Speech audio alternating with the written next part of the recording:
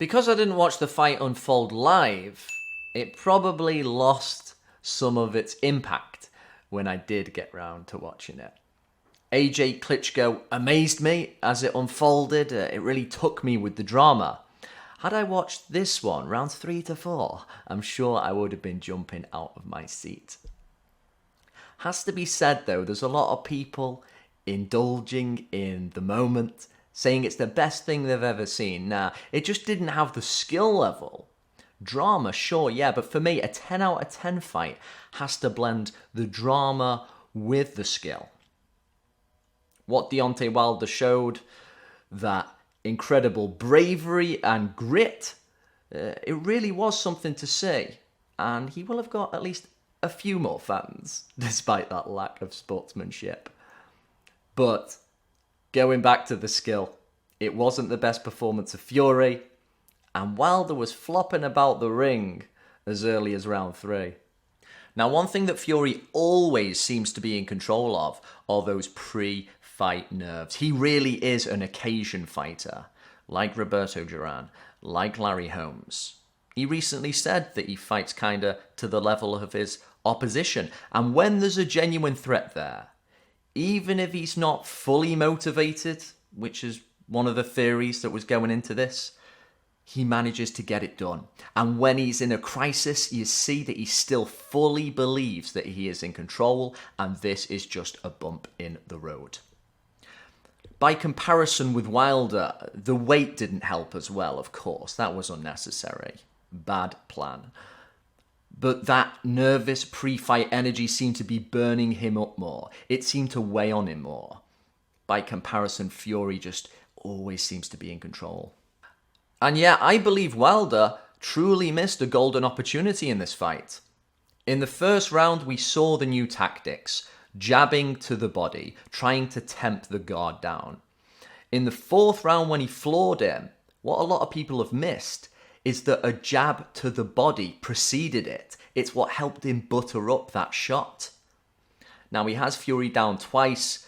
The fifth round begins, and he just purely headhunts. Whatever he was trying to implement in the first round and bring to this third fight, he threw out the window. And he just kept showing him the left hand, then going with the right. Left hand, then the right. Repeat, repeat, repeat, giving Fury every chance of seeing the right hand when he had him a little bit unsure of himself and a little bit hurt. Where was that little jab to the body then? Try and just at least set up the shot again. Don't just run in with your extended left and then throw the right like you've been doing for so goddamn long.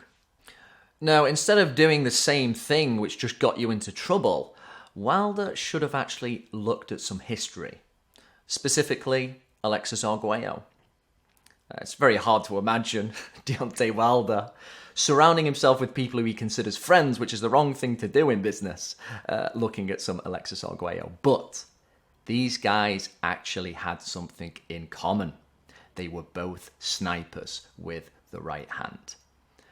The difference with Arguello, he was so patient, he was happy to wait and land just one good shot around if it was good enough.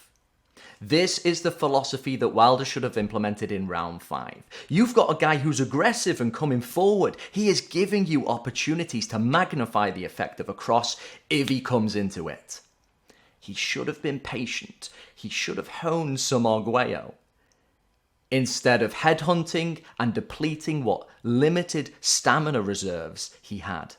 Of course, he still did land the right hand, and there were some moments where you saw it shiver down Fury's body. But the big man was seeing these coming.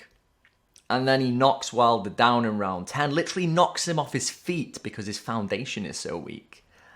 It just became an exhibition of bravery by Wilder then. It was incredible, actually. A very good round 10. He gets up and he starts slugging. He starts trying to turn the tables on Fury.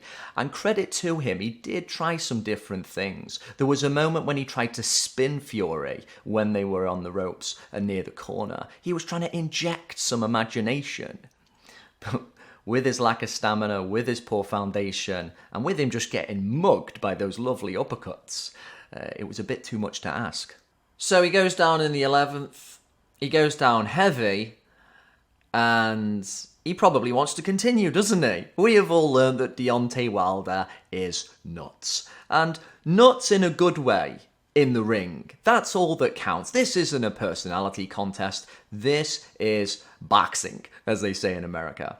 And Wilder really showed his minerals there. Did he actually show in that losing, weirdly enough, arguably career best performance, that he is indeed above Anthony Joshua when we talk about the 4 best heavyweights in the world? It's a good question. What I don't subscribe to is the idea that Fury now has sealed the deal as this era's best heavyweight. That he's the heavyweight of the generation, as he put it. No, Alexander Usyk is waving there from the Ukraine with that crazy smile of his. He has shown that he's not too small, that he's got stamina to burn, that he's probably got underrated strength and power at heavyweight. A year ago, I just thought, Fury's just going to be too big, too much. Now I don't know. I'll tell you one thing, at 33, Fury is not going to be getting any better. And I think all that damage he did to his body is going to start to catch up a little bit. He can't really afford any more inactivity. Usyk is only a year older, and he looks like a guy who takes a lot better care of himself outside of the ropes. The Ukrainian could end up being the best preserved of all these guys. Certainly, I see the route to victory for Fury. Lean on him, blend the boxing with the mugging, I get it. But it's no sure thing anymore. Really want to see that fight. And can't emphasize enough, I really want to see Deontay Wilder and Anthony Joshua get it on. And of those fights I just listed, which one would you anticipate the most? And who would your picks be?